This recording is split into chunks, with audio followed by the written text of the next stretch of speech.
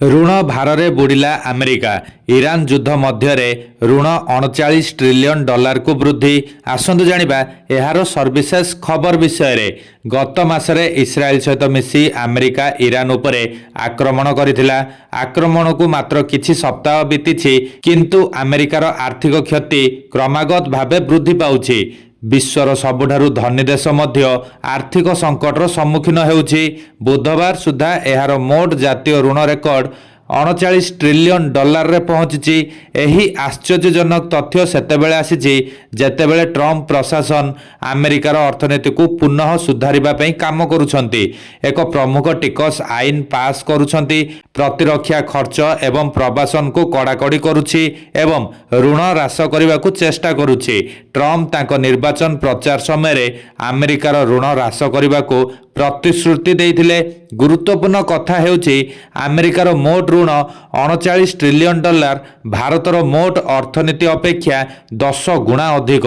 ସରକାରୀ ଉତ୍ତରଦାୟିତ୍ୱ କାର୍ଯ୍ୟାଳୟ ଆମେରିକୀୟମାନଙ୍କ ଉପରେ ଦୃଢ଼ ଗତିରେ ବୃଦ୍ଧି ପାଉଥିବା ସରକାରୀ ଋଣର କିଛି କାରଣ ଉଲ୍ଲେଖ ରହିଛି, ଯେଉଁଥିରେ ମର୍ଟଗେଜ୍ ଏବଂ କାର୍ ଭଳି ଜିନିଷ ଉପରେ ଉଚ୍ଚ ସୁଧହାର, ନିବେଶ ପାଇଁ କମ୍ ଟଙ୍କା ପାଇଁ କମ୍ ମଞ୍ଜୁରୀ ଏବଂ ସାମଗ୍ରୀ ତଥା ସେବା ପାଇଁ ଅଧିକ ମୂଲ୍ୟ ଅନ୍ତର୍ଭୁକ୍ତ ରହିଛି। ସନ୍ତୁଳିତ ବଜେଟ୍ ପ୍ରବକ୍ତାମାନେ ଚେତାବନୀ ଦେଇଛନ୍ତି ଯେ ଅଧିକ ଋଣ ନେବା ଏବଂ ଅଧିକ ସୁଧ ଦେବା ଏହି ଦୀର୍ଘକାଳୀନ ଧାରା ଆମେରିକୀୟମାନଙ୍କୁ ଲାଭଦାୟକ କରିବ ନାହିଁ। ଭବିଷ୍ୟତରେ ସେମାନେ ଆହୁରି କଠୋର ଅର୍ଥନୀତି ନିଷ୍ପତ୍ତିକୁ ସମ୍ମୁଖୀନ ହୋଇପାରନ୍ତି। ଆମେରିକା ଋଣରେ ସମ୍ପ୍ରତି ବୃଦ୍ଧିର ମୁଖ୍ୟ କାରଣ ହେଉଛି ଯୁଦ୍ଧ, କୋଭିଡ-19 ମହାମାରୀ ସମୟରେ ବିପୁଳ ଖର୍ଚ୍ଚ ଏବଂ ଗୁରୁତ୍ୱପୂର୍ଣ୍ଣ ଟିକସ ହ୍ରାସ। 5 ମାସ ପୂର୍ବେ ଆମେରିକାର ଋଣ 38 ଟ୍ରିଲିୟନ ଡଲାରରେ ପହଞ୍ଚିଥିଲା, ଯାହା ମାତ୍ର 2 ମାସ ପୂର୍ବେ 37 ଟ୍ରିଲିୟନ ଡଲାର ଥିଲା। ପିଟରସନ ଦାବି କରିଛନ୍ତି, ବର୍ତ୍ତମାନର ଅଭିବୃଦ୍ଧି ହାରରେ ଚଳିତ ବର୍ଷର ନିର୍ବାଚନ ପୂର୍ବରୁ ଆମର ଜାତୀୟ ଋଣ ଆଶ୍ଚର୍ଯ୍ୟଜନକ ଭାବେ 40 ଟ୍ରିଲିୟନ ଡଲାରରେ ପହଞ୍ଚିଯିବ।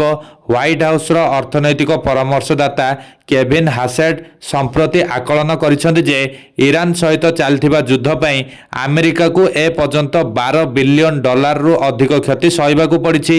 ଏହି ଯୁଦ୍ଧ କେବେ ଶେଷ ହେବ ତାହା ଏ ପର୍ଯ୍ୟନ୍ତ ସ୍ପଷ୍ଟ ନୁହେଁ। ହ୍ୱାଇଟ୍ ହାଉସର ମୁଖପାତ୍ର କୁଶ ଦେଶାଇ ରାଷ୍ଟ୍ରପତି ଟ୍ରମ୍ପଙ୍କ ଦ୍ୱିତୀୟ କାର୍ଯ୍ୟକାଳ ପ୍ରଥମ ବର୍ଷରେ ସଂଘୀୟ ନିଅଣ୍ଟ ହ୍ରାସ କରିବାକୁ ସଂକେତ ଦେଇଛନ୍ତି।